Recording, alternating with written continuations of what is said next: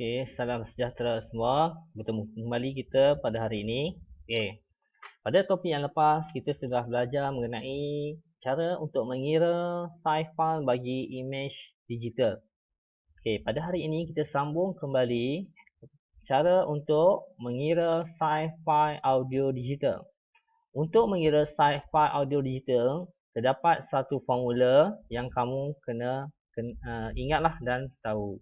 Iaitu formula yang perlu kamu tahu adalah size file audio, kadar sampel. Yang penting kita tengok unit yang diperlukan. Okey, kadar sampel dalam unit hertz, kedalaman bit dalam bentuk byte, bilangan saluran mono mewakili 1, stereo mewakili 2. Ini kita dah belajar pada subtopik yang lepas, iaitu mono 1, stereo 2. Dan durasi audio dalam bentuk yang dalam unit saat. Okey, ini sangat penting kerana unit-unit yang digunakan ini mempengaruhi pengiraan nanti. Okey, kita tengok yang pertama. Macam mana nak kira audio ini. Okey, kita nak sampel lah. Okey, ini sampel dan contoh-contoh lah yang diberikan dalam buku teks muka surat 62.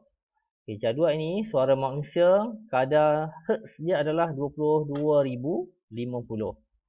Kedalaman bit dia adalah 1 byte. Dan bilangan saluran mono 1 saja, durasi 60 saat. Jadi dia mudah saja, iaitu darab semua. Okey, darab semua ini, kadar sampel, darab kedalaman bit, darab bilangan saluran dan darab durasi audio. Ini contoh-contoh lah, kamu boleh lihat dalam textbook. Okey, tengok sini pun boleh lihat. Okey. Ini ada bit. Dia punya bit 3 bit kebanyakan. Sekarang audio sekarang adalah 2 saluran, iaitu stereo. Okey, ini adalah contoh pengiraan. Okey, kedalaman bit yang digunakan adalah 16 bit, saluran adalah stereo, kadar sampel, tengok dia bagi dalam bentuk kilohertz, 192 kilohertz. Kalau formula tadi dia perlu dalam bentuk hertz. Ni take note ya. Benda ni sangat penting sebab mempengaruhi jawapan kamu. Durasi audio 46 minit. Untuk formula tadi dia dalam bentuk saat. Jadi kita perlu tukar unit-unit dalam kilohertz kepada minit ini kepada unit-unit yang diperlukan oleh formula. Sebelum tu kita tengok apa soalan yang perlukan. Kirakan saiz maksimum file audio jika maklumat berikut diberikan. Kemudian kirakan saiz file audio dalam unit bit, byte, kilobyte, megabyte, gigabyte dan terabyte. Daripada unit yang terkecil hingga ke unit yang terbesar. Kita tengok untuk kadar sampel kita perlu tukar dalam bentuk hertz. Jadi untuk tukar dalam bentuk hertz perlu darab dengan 1000. Jadi kadar sampel dia adalah 192,000 sesaat. Durasi audio kamu perlu tukar dalam bentuk hertz. Durasi audio, maafkan saya, kamu perlu tukar dalam bentuk saat. Jadi 46 minit perlu tukar dalam bentuk saat. Jadi 46 minit darab 60 saat. Jadi jumlahnya adalah 2760 saat. Kita guna kembali formula yang diberikan di atas ni, iaitu kadar sampel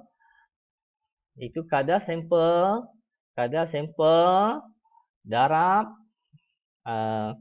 kedalaman bit, darab saluran dan darab durasi audio. Jadi ini adalah formula adalah kadar sampel,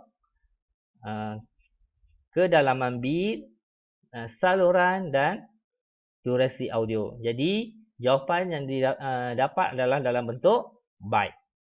Untuk saya dah bagi pada topik yang lepas, iaitu image digital, untuk menukar nombor untuk menukar unit daripada unit kecil kepada unit besar kita perlu bahagi. Pada unit besar kepada unit kecil kita perlu darab.